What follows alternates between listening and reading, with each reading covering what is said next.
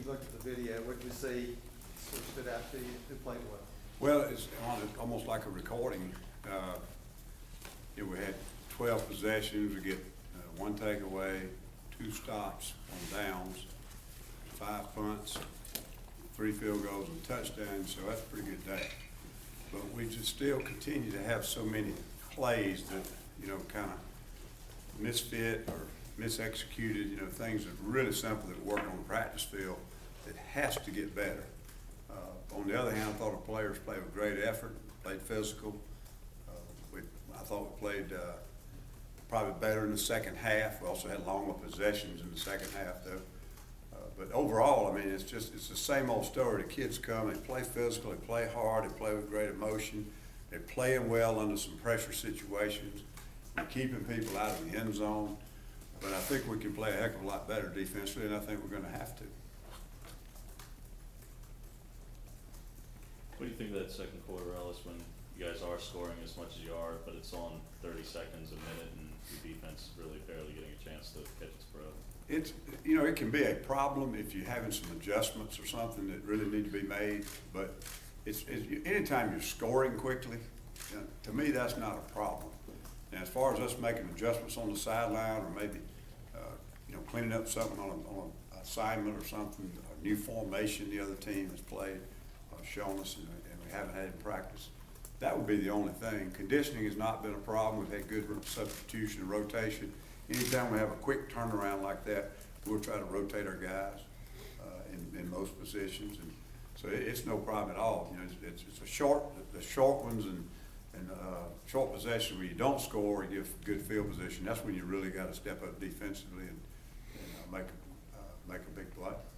Kind of challenges Todd Burley, the running back, presented this week. Maybe is he comparable to anybody you guys have faced as far as the running back this week? I'm not sure. He probably may be the most physical back in the league. I mean, there's so many good ones, and we've played some really good ones, and there's still some left down the road. But I don't know if there's any more physical back than him.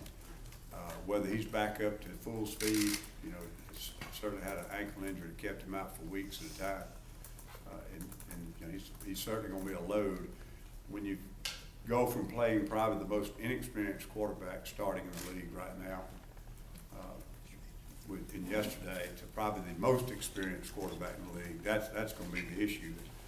We cannot give up the kind of rushing yards we did Saturday and expect for that to hold up because of the quarterback we're going to be playing. So hopefully we got to find some way to slow Gurley down and not give up that kind of rushing. What is the biggest challenge that Murray presents? I've coached against him 2 years at South Carolina. And those were his first 2 years, and he's gotten better each year. You could tell he was a winner, and he was a playmaker early years, but I've noticed how much better he feels when he needs to move in the pocket, and he knows when he can extend the play, and he's doing some things, a veteran, if you will, knows how to do. He's lost a lot of his, receivers up during the course of the season. I'm sure that's hurt his production, but he still manages their offense, gets them in the right play. They do everything from they check plays from the press box. They let him check plays. He false checks, what I call false check, but he gives a double count and come right back and run a play. So you never know when you're getting a check play or you're not getting a check play. You can't know that you're going to be able to get out of the defense they've caught you in because he doesn't always let you. I just think he's one of the best game management quarterbacks in the league, not to mention how well he throws. But he's doing a really fine job of extending plays and causing some problems for defenses in that aspect also. What challenges their tight ends present when you have two of them? I know Parker Lynch has been dinged up, but Rome is also quite a force at tight end. They are really good players. Tight end's always a problem in the red zone, and they're both tall, big, tall targets. They also not afraid to throw to them out in the field.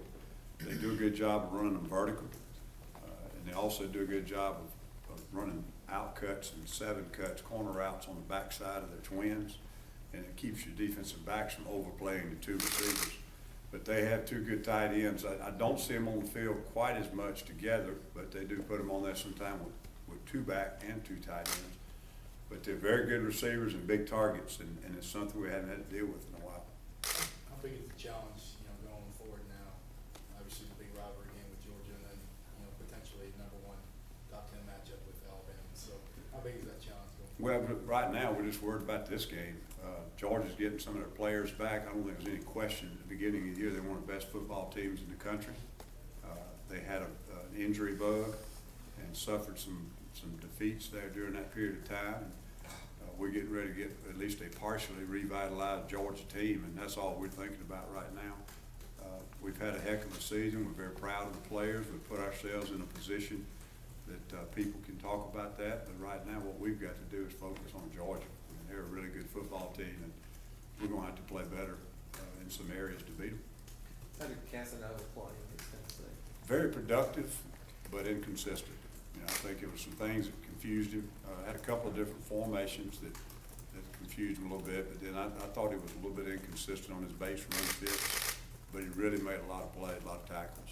How would you describe the overall linebacker play? It looked like there were a couple of, like you said, missteps and misfits. Yeah, I don't think we played extremely well. Jake had two missed tackles. I think Chris had 3 missed tackles. Chris hurt his shoulder, and he was obviously favoring it a couple of times. He had more what I would call a broken tackle than a missed tackle. And Anthony only played 10 plays. He had 1 missed tackle. I thought it was very up and down and inconsistent. When you totaled up the production, they made a lot of tackles, but I thought we left a lot of plays on the field that we could have made. How was Chris today? Is he all right? He's doing good. We didn't do any contact today, so it certainly wasn't any reason he couldn't practice. I think another day he should be all right. It was a stinger, no common word, the stinger. It wasn't anything shoulder separation, which we're very concerned about because that's what happened to the other one. But it was just a stinger that had him out and caused him to play a lot less plays than I would normally play him. And Jake had more plays than he would normally play. I like to keep him pretty balanced, but they were not in that game. Ellis, is there any one player you look at in your unit and you can say is, I don't want to put an adjective to it and put words in your mouth, but like a backbone player? Is there one guy on the defense who really is that figuratively or that literal leader of the group? Not really. I think our seniors have done a really good job of being leaders. We don't have really what you call a bell cow. The guy that's played day in, day out, play in, play out, has been the rock, the consistent guy has been Whitehead. Sometimes it's hard to even know if he's out there, he's so quiet. But we've gotten good leadership from several of our players. But to say there's one guy, there's one locker room guy that pulls them all together, I really don't think we have one.